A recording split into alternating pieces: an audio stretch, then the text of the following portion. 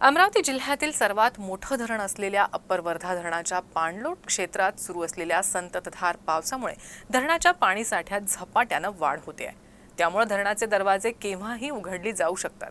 यासाठी नदीकाठच्या गावांना सतर्कतेचा इशारा देण्यात आला आहे। अमरावती जिल्ह्यातील सर्वात मोठं धरण असलेल्या अप्पर वर्धा धरणाच्या पाणलोट क्षेत्रात 2 दिवसांपासून सतत पाऊस पडतोय। त्यामुळे धरणाच्या जलसाठ्यात दररोज वाढ होते।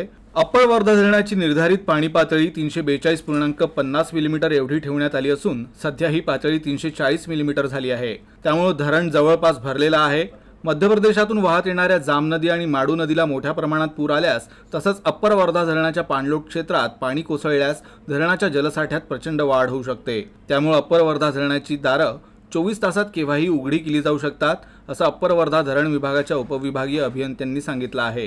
सोबतच नदीकाठच्या गावांना सतर्कतेचा इशारा देखील देण्यात आला आहे।